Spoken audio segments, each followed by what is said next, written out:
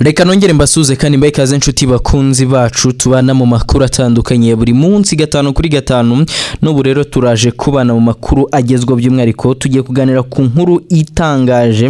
Ni inkuru iri kuvugwa cyane by'umwihariko ku butaka bw'u Rwanda, inkuru itangaje kugarukaho n'ibitangazamakuru bitandukanye ariko by'umwihariko hano kuri Yosuwa TV bikaba akarusho. Mu karere ka Nyarugenge hari umukobwa umaze umwaka ararana n'abasore batatu barimo n'umukunzi we. Mu kagari ka Kigarama mu murenge wa Gitega mu karere ka Nyarugenge aravuga inkuru itangaje y'umukobwa uri mu kigero cy'imyaka 22 y'amavuko wibanira n'abasore batatu bose ariko bakabana mu cyumba kimwe. Iyo utembereye muri aka gace abaturage bakamenya kuri umunyamakuru bahita batangira kukubaza ko amenya amakuru y'umukobwa ahatuye wibanira muri chambrette n'abasore batatu bose. Bamwe muri aba baturage baganiriye na Ukweli Time dukesha inkuru bavuga ko batunguwe n'uburyo uwo mukobwa arana n'abasore batatu barimo uwo yita umukunzi we ku buriri bumwe. Uwitwa Rufonse yagize ati twe twarumiwe pe, uzi ko abana n'abasore batatu kandi bose bararana ku buriri, uwavuga ko harimo umuhungu umwe bakundana.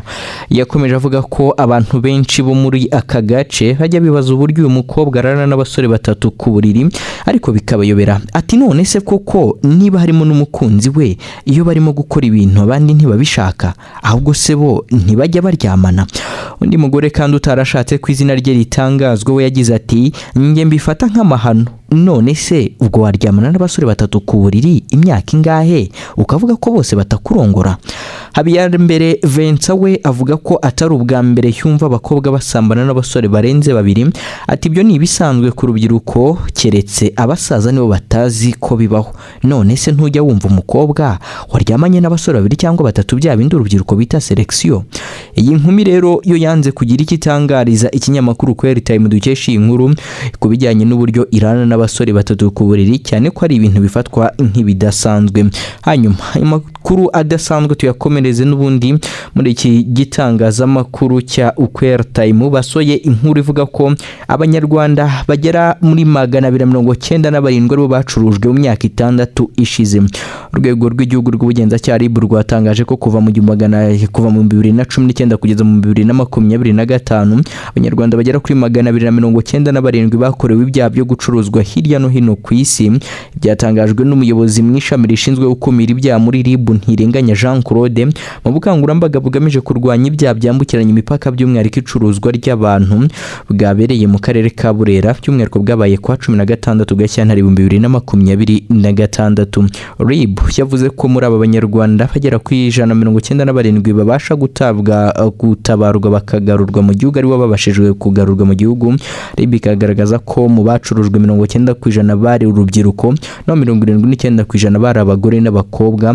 Abagaruwe bakaba ari 197 bakuye mu bihugu 14 bitandukanye byo ku isi.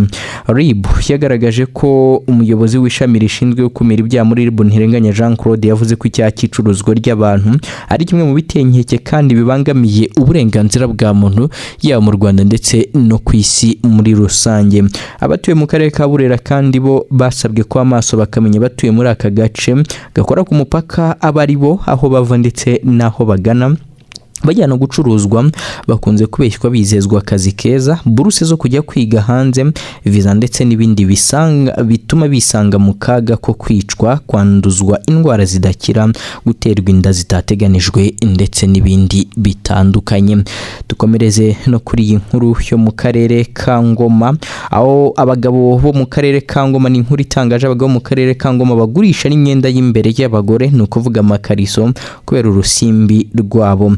Abaturage bo mu karere ka Ngoma mu murenge wa Karembo bahangayikishijwe n'urusimbi rushya rwitwa Ndoku rutuma abagabo basigaye bagurisha imyenda y'imbere y'abagore babo kugira ngo bakomeze umukino. Bigaragazwa na bamwe mu batuye mu murenge wa Karembo mu kagari ka Kaziba mu mudugudu w'Umuyange, bavuga ko urusimbi rwa Ndoku rumaze gusenya ingo nyinshi bitewe n'uko rutuma abagabo basahura ingo zabo. Ndoku ni umukino w'urusimbi ukinwa n'abantu bihuje bagakora itsinda bagakina bifashishije amakarita ariko bagashyira amafaranga nubwo bamwe iyo batsinzwe cyangwa bariwe bakora urugomo. Abaturage bavuga ko umuntu wagiye muri uyu mukino hariho akura ubujura, ubutsinzi ndetse no gusenya ingo ibangamira abatuye muri uyu murenge, bagasaba ko inzego z'umutekano cyangwa se inzego z'ubuyobozi zakumira uyu mukino ugiye kubamaraho imitungo yabo. Abaturage kandi bavuga ko Mukamariza Mediatrice dukesha iyi nkuru waganiriye na Radio and TV1 dukesha iyi nkuru yatangaje ko umukino w'urusimbi wamusenyeye urugo nyuma yaho umugabo we atangiye kurukina. Ati umugabo wanjye twari tumaranye imyaka 12 nta kibazo dufitanye, ariko ino aha hamaze kuza ibi bintu byitwa ngo ni ndoku aribyo bita urusimbi. Hazaje kujya mu rusimbi, mu kugenda kwe bwa mbere yaragiye antwara imyenda yanjye yose, yaba amajipo, amakanzu, amashati, imipira, amasurujipe n'amasuve byose arabijyana.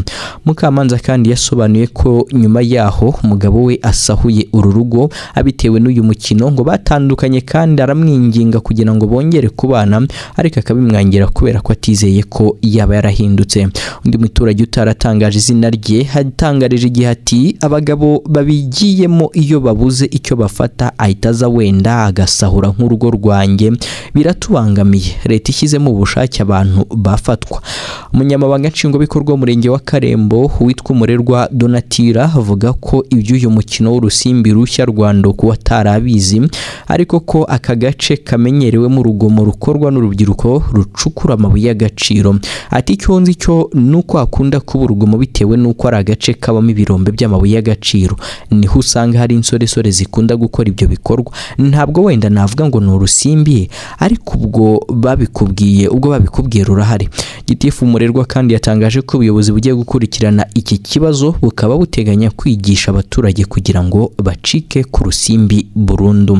Hanyuma dukomeze no mu yandi makuru agezweho by'umwihariko muri aka kanya hano kuri Yosua TV tugenda tuganiraho 5 kuri 5.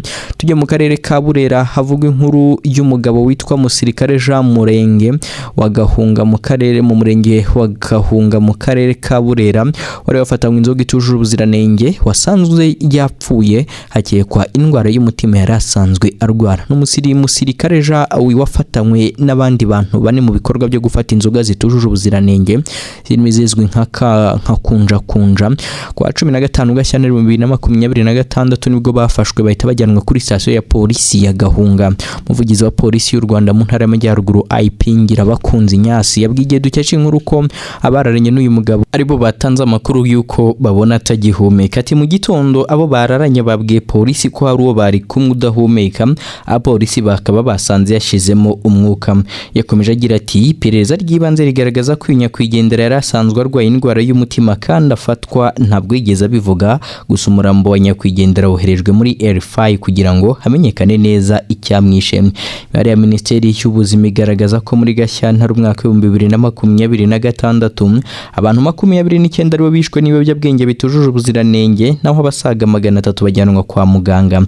IP Ngirabakunzi ati polisi ntizemera kubona abantu bugarijwe n'ingaruka zikomoka kuri ibi binyobwa bitujuje ubuziranenge, babireke bakora ibindi biteza imbere ubuzima bwabo ndetse bikanateza imbere igihugu. Dusoreze kuri iyi nkuru kandi yo kuri iyi nkuru yo mu myidagaduro, aho urukiko rw'ikirenga rwashyize isomwa ku buryo umwanzuro rubanza kwa 27 Gashyantare 2026 ku isaha 9 kwa 17 Gashyantare rero hagana saa 6:17 nibwo urukiko rw'ibanze rwa Kicukiro rwaburanishije urubanza ruregwamo Uzabakiro Cyprien alias Jihad, Kalisa John, Kwizera Nestor alias Papi Nesta ndetse na Ishimwe Patrick alias Pazomani ndetse na Ishimwe François Xavier. Ushinjacyaha bumaze kugaragaza ko Jihad yakoze ikiganiro avuga ko imipuri Nyarugenge ijagaraye. Muri iki kiganiro yavugije ingoma ndetse none haravuga ngo Gitare ari ku ngoma. Harise Muhungu Eric yabwiye ya mpano ko Jihad Jihad yasakaje amashusho y'urukozasoni kuri WhatsApp status. Undi akaba ari Gatete Sharon alias Zinda watanze ubuhamya ko yabonye amashusho y'urukozasoni ya Yampano yasakajwe na Jihad. Jihad rero yafashe umwanya avuga ko Semuhungu Eric bafitanye ikibazo gituruka ku kuba yaramukoze ikiganiro yari mu rukiko muri Amerika. Kuri Zinda, Jihad we akaba yavuze ko yigeze kumukoraho ikiganiro yajyanwaga muri Huye Isange Rehabilitation Center kwivuza ibiyobyabwenge byo mu bwoko bw'urumogi. Mu gusoza kwisobanura, Jihad yasabye ko urukiko rwamurekura kuko arengana. Maître Jean Pierre wunganira Jihad yabwiye urukiko ko mu rubanza rw'iminsi 30 y'agateganyo ubushinjacyaha bwavuze ko uwabonye screenshot yitwa Odeta, none uyu munsi haje mu ndi mutangabuhamya mushya witwa Zinda. Yasabye ko ubushinjacyaha bwagaragaza amashusho yasakajwe na Jihad yari iriho amashusho y'urukozasoni ya Yampano. Wunganira Jihad yavuze ko screenshot iriho witwa Jihad kandi Jihad ni benshi ba Jihad. Tariki ya 9 Ugushyingo 2025 nibwo Semuhungu yabonye iyo screenshot y'amashusho y'urukozasoni ya Yampano. Maître Fatikaramu Jean Pierre yibukijwe ko icyaha bakurikiranyweho hari ingingo ivuga gutuma hasakazwa ku buryo niba hari uruhare uwo yunganira agize mu gutuma hasakazwa amashusho y'urukozasoni ya Yampano agomba kubiryozwa. Fatikaramu Jean Pierre yasabye urukiko ko bakwiriye gukurikirana Yampano wasakaje amashusho ye kuko abari imbere y'ubutabera barengana. Yasoje asaba ko uwo yunganira yarekurwa kuko arengana. Nshuti bakunzi bacu, reka mbashimire cyane mwese twabanye muri aya makuru yaragezweho. Nshimire wakande subscribe nawe utarayikanduye kandi kugira ngo ibintu bishoboke kugenda neza. Mukomeze mugire ibihe byiza, Imana ibarinde muri byose. Astra Vista, dukomeze tubane hano kuri Yosua TV.